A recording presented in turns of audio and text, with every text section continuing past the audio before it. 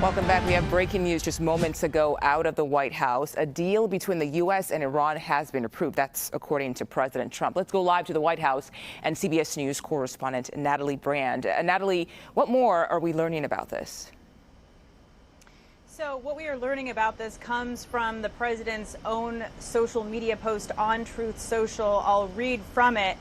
He says, based on the fact that the highest level of Iranian leadership has approved this agreement, or, the discussions that they've been having, he is canceling what was a planned, additional planned strikes and bombings against Iran this evening. He says discussions and final points have been, in both concept and great detail, approved by all parties involved, and goes on to list the allies who have been involved behind the scenes in helping to mediate these talks. Of course, we know that that has included Pakistan and Qatar.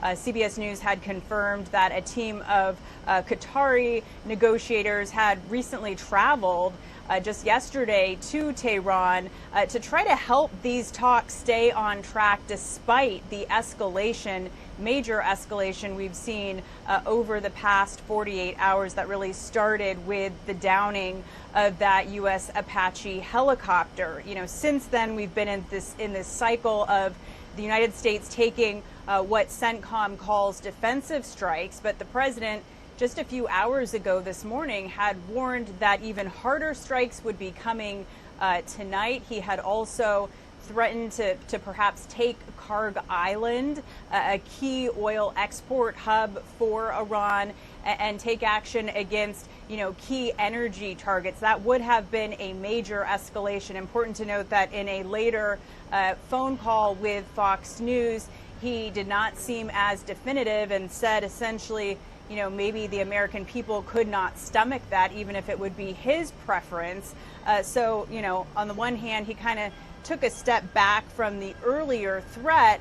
The administration throughout this entire time, even as we've seen this week's escalation, has left the door open to Iran coming to the table and, signing what the president has been talking about, this initial agreement, this memorandum of understanding, which would end hostilities, reopen the Strait of Hormuz, and then allow for a phase 2 of more detailed talks on the nuclear issues. And that is important to note, that if this is what we've been reporting about for the past couple of weeks now, this would be kind of an initial agreement to have these more detailed, complex conversations about the nuclear issues that is really the reason why the president launched this operation in the first place.